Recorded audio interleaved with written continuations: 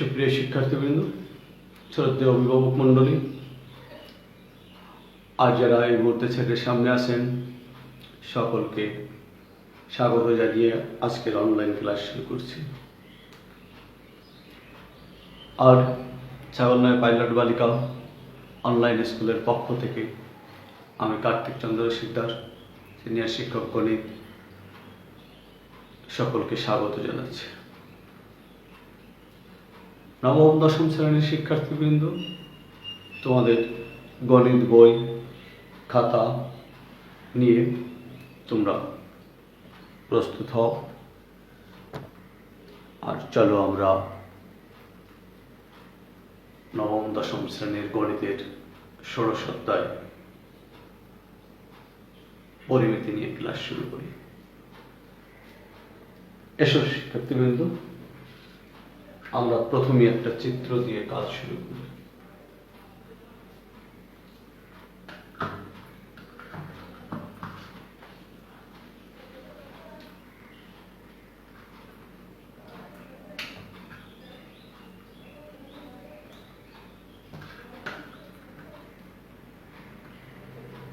আমি যেটা আঁকছি দেখো তো সেটা কি?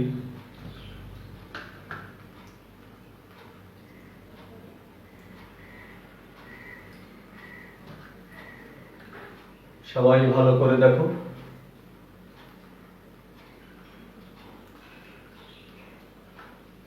কি মনে হয় তোমাদের কাছে? এটা একটি আয়তক্ষেত্র, এটা দৈর্ঘ্য, এটা প্রস্থ। আমি একটু উল্টো এঁকেছি, দৈর্ঘ্য উপরের দিকে এঁকেছি, প্রস্থ এভাবে নিয়েছি। এবার আমি যদি আয়তক্ষেত্রটির এই রেখাটাকে স্থির রেখি, অর্থাৎ এটাকে অক্ষ ধরে এই বাহুটাকে এভাবে ঘুরিয়ে আনি, দেখো তো কি হয়। এইভাবে ঘুরে তাহলে এ পাশে ঘুরে যাবে।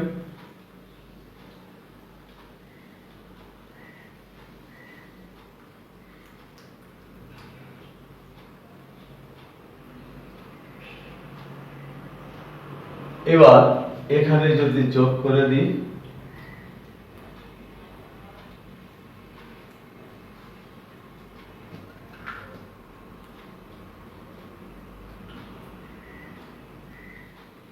সুন্দর করে আঁকার চেষ্টা করি। এবার এভাবে যদি ঘুরিয়ে দিই তাহলে এটা কি উৎপন্ন হলো? সুপ্রিয় শিক্ষার্থীরা দেখো, এই একটা গোলাকার পৃষ্ঠ, এই আর একটা গোলাকার পৃষ্ঠ, আর এই সোজা। কেমন পাইপের মতো মনে হয় না? পাইপ, এই ধরনের বস্তুকে আমরা কি বলে থাকি? সিলিন্ডার। আজ আমরা সিলিন্ডারের বিভিন্ন জিনিস পরিমাপ করব। আমাদের অধ্যায় ছিল ষোড়শ অধ্যায়।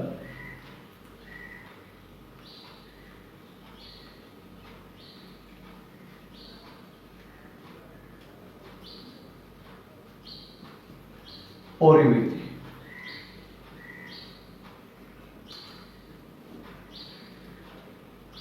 সিলিন্ডার আকৃতির বস্তুর পরিমাপ।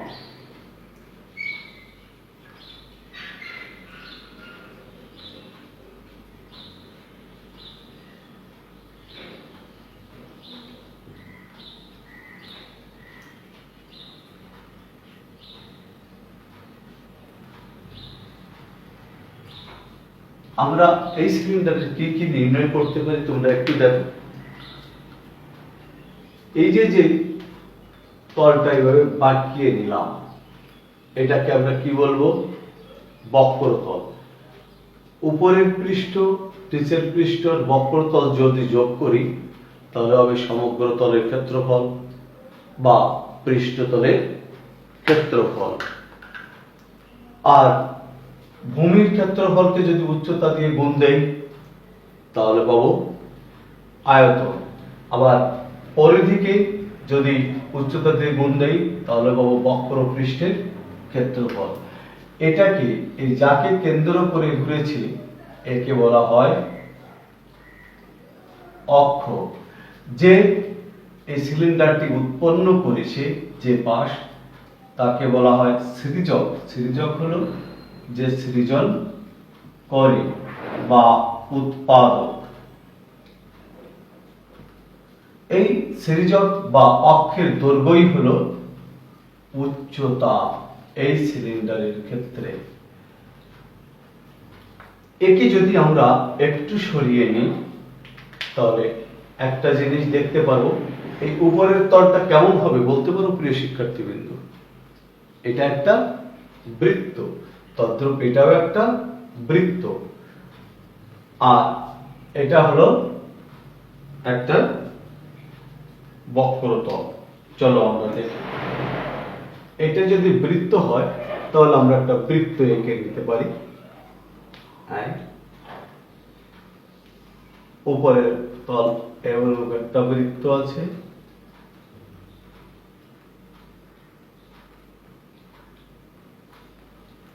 নিচে এর সমান একটি বৃত্ত আছে,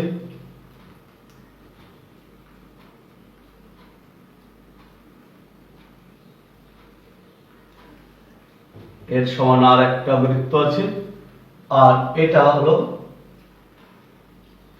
আর একটা হলো পৃষ্ঠতল। তাহলে নিচেরটা এখান থেকে এটুকু যদি ব্যাসার্ধ আর হয়, এর ক্ষেত্রফল পাই আর স্কয়ার, এর ক্ষেত্রফল পাই আর স্কয়ার, আর মাঝের তলটা হবে, এটা হলো বৃত্তের পরিধি টয়েস পাই আর, তার উচ্চতা দিয়ে গুণ দিলে এই তলের ক্ষেত্রফলে, অর্থাৎ বক্রতলের ক্ষেত্রফল, এই বক্রতলের ক্ষেত্রফল।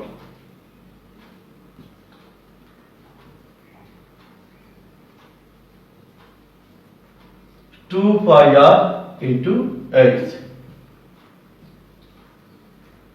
এই কয়টা তল পেলাম আমরা? তিনটি তল। এবার যদি এটা এটা এবং এটা যোগ করে দেই, তাহলে পেয়ে যাব পৃষ্ঠতল বা সমগ্র তলের ক্ষেত্রফল। আর এই তলের ক্ষেত্রফল হলো পাই আর স্কয়ার। তার যদি উচ্চতা দিয়ে গুণ দেই, উচ্চতাকে আমরা এইচ বলে থাকি, তাহলে পাই আর স্কয়ার এইচ হলো। তোমাদের সুবিধার্থে আর একটু জিনিস দেখাই আমি। চলো, এই বক্রতলটাকে যদি এখান থেকে কেটে নিয়ে যদি সোজা করে ফেলাই, তাহলে এটা হয়ে যাবে আয়তক্ষেত্র। এটা হয়ে যাবে এরূপ একটি আয়তক্ষেত্র,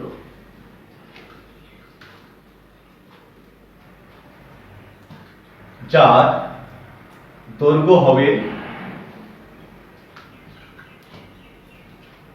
এই দৈর্ঘ্যটা হবে 2 পাই আর,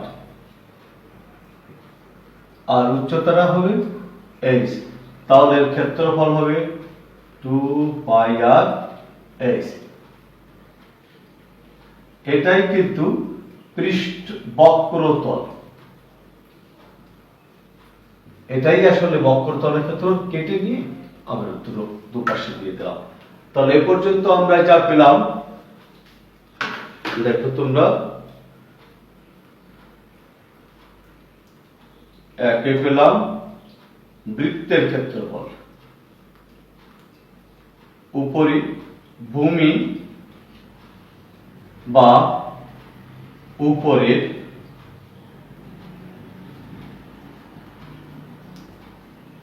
তলের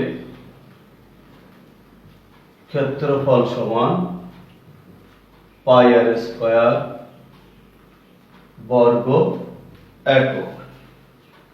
2 বক্রপৃষ্ঠের ক্ষেত্রফল, বক্রতলের বা বক্র পৃষ্ঠের ক্ষেত্রফল 2 পাই আর এইচ। তাহলে সমগ্র তলের ক্ষেত্রফল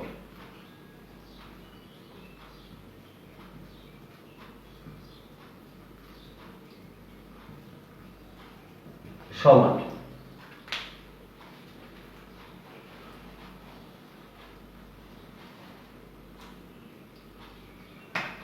পাই আর স্কয়ার কয়টি? দুইটি। এই তলের ক্ষেত্রফল যোগ উপরের ক্ষেত্রফল যোগ বক্রতলের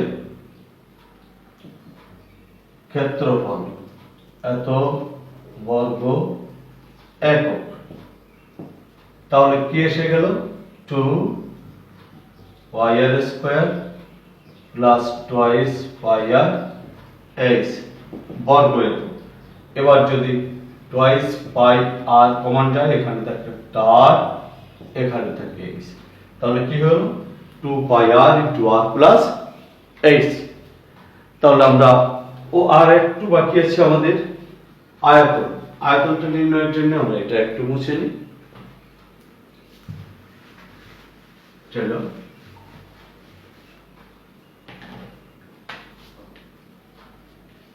আয়তন। আয়তন হলো ভূমির ক্ষেত্রফল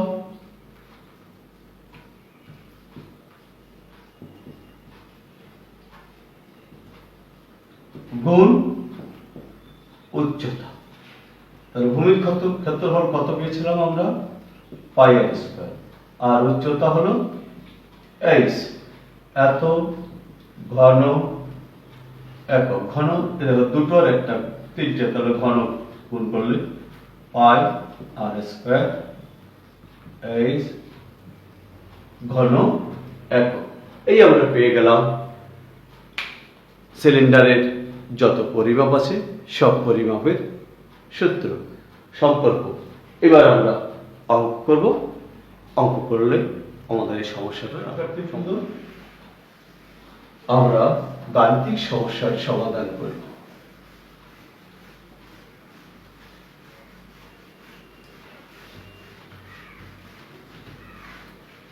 তাহলে যা পেয়েছি তা তোমরা লিখেছ। সূত্রগুলো আমরা বইয়ের অঙ্কই করার চেষ্টা করি। চলো 12 সেন্টিমিটার উচ্চতা বিশিষ্ট একটি বেলুনের 14 নম্বর 12 সেন্টিমিটার উচ্চতা বিশিষ্ট একটি বেলুনের ভূমির ব্যাসার্ধ 5 সেন্টিমিটার। তাহলে আমরা একটা বেলুন আঁকি আগে।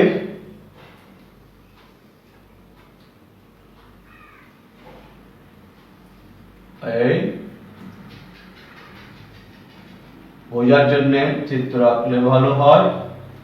এর ভূমির ব্যাসার্ধ হলো 5 সেন্টিমিটার আর উচ্চতা হলো 12 সেন্টিমিটার। 8 এত সেন্টিমিটার আর ব্যাসার্ধ আর, এটাকে আমরা একটু নিচে লিখে নিই। ব্যাসার্ধ আর সমান 5 সেন্টিমিটার। তাহলে আমাদের বলা হয়েছে পৃষ্ঠতলের ক্ষেত্রফল আয়তন বের করো। দেওয়া আছে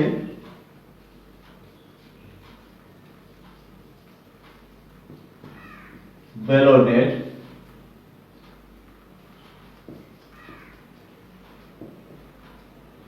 উচ্চতা, প্রথম যেটা দেওয়া আছে সেটা প্রথমে লিখি 12 সেন্টিমিটার। ভূমির ব্যাসার্ধ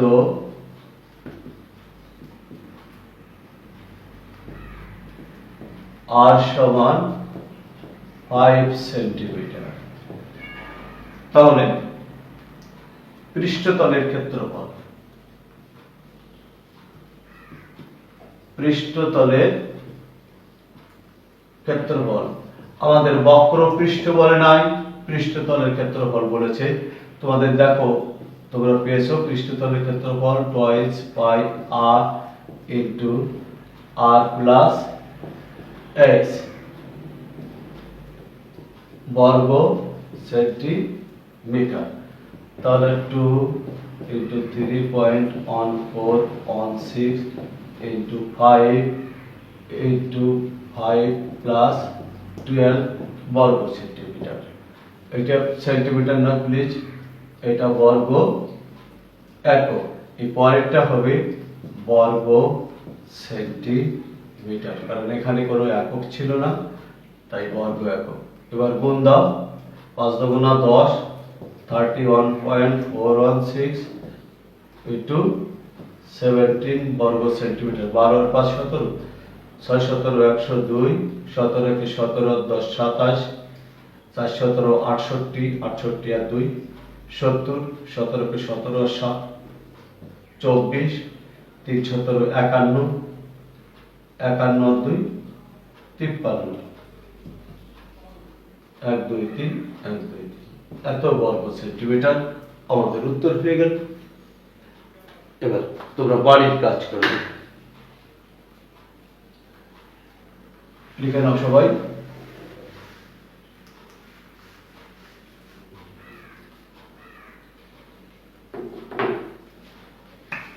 তোমাদের বইয়ের 16-4 অনুশীলনী